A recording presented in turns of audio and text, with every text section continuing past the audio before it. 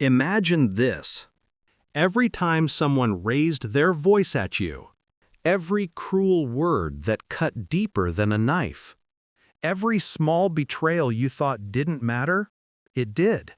It mattered more than you know. Your brain remembers.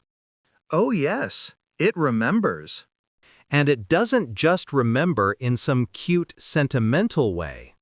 It rewires, reprograms, and sometimes it outright hijacks the very essence of who you are. Welcome to the dark truth about abuse and what it really does to your brain. You see, most people think abuse is something you either survive or don't. Physical scars heal. Emotional scars fade, right? Wrong. Abuse is a parasite that burrows into the wiring of your brain and rearranges your thoughts, your emotions, your reality. And here's the kicker. You don't even notice most of it. You wake up one day, a little anxious, a little afraid, maybe a little empty, and wonder why life feels heavier than it should. That's not just life being unfair. That's the brain playing a cruel trick. The trick of survival, of adaptation, turned sinister.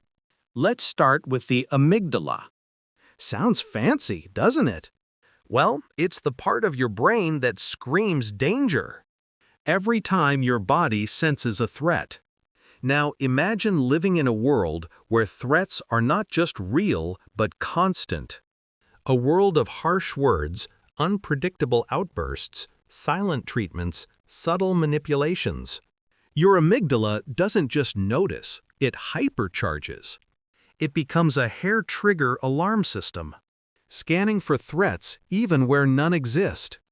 So now your brain reacts before you even have a chance to think. You're jumpy. You're on edge. You overthink. You anticipate rejection, betrayal, or harm. All because your brain has learned that this is survival. Subtle? Yes. Permanent? Potentially, unless you understand it. Then there's the hippocampus, the keeper of memory. Abuse doesn't just scare you in the moment. It rewires what you remember, how you remember it, and how you feel about it. Happy moments? Often erased or muted because your brain is too busy cataloging threats. Traumatic moments? Etched in neon. You replay them. You analyze them endlessly. You blame yourself. Your mind becomes a haunted archive, where the worst moments get VIP treatment, and the good ones are relegated to the back room, forgotten and dim. And when people tell you, just forget it, it's in the past, your hippocampus quietly laughs, knowing it will never let you. Now, let's talk prefrontal cortex, your so-called thinking brain. This is where logic, decision-making, and emotional regulation live. But when abuse rewires your amygdala and hijacks your hippocampus, your prefrontal cortex can barely keep up. You overthink, second-guess, question your own perceptions, and maybe even doubt your sanity. And isn't that perfect? A brain that overthinks everything, doubts everything, and feels unsafe even when nothing is threatening. Genius design of evolution. If your goal was to trap someone in a mental labyrinth of their own making. Sarcasm aside, this is the cruel architecture of abuse. Your brain is literally making it harder for you to trust yourself, to act freely, to feel safe. But here's the thing nobody tells you. This is not just about fear. It's about identity.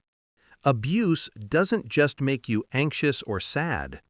It can make you forget who you are.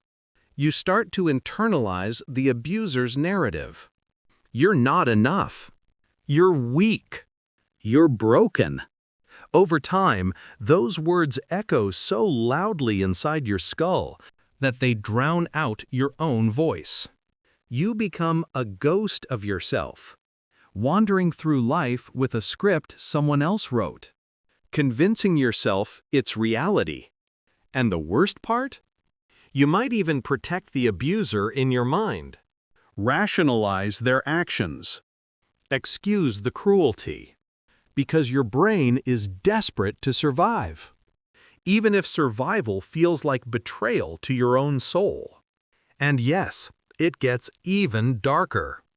Chronic abuse triggers the release of cortisol, the stress hormone. Your body becomes a tension machine, primed for danger that isn't always there. Sleep? Forget it. Focus? Joy? Rarely. Relationships? Messy. Because your brain keeps scanning for danger signals, overanalyzing every look, every word. Intimacy? A minefield. Trust? A fragile illusion. Your brain essentially becomes a trap, a prison where fear and hypervigilance are the guards, and nostalgia for peace is just a faint memory. But let's pause here, because while this sounds grim, it's fascinating too. Abuse doesn't just destroy. It also teaches. It teaches your brain how to survive the impossible. It sharpens certain instincts, hones attention to detail, and forces resilience you might not realize exists. The dark truth is, your brain adapts to trauma. But adaptation often comes at a cost. Sometimes that cost is anxiety. Sometimes it's depression. Sometimes it's the quiet voice inside that says, "I'm not worthy of being okay."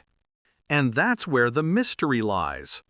The same brain that is your prison can also be your escape, if you understand its tricks, its betrayals, and its secret strengths.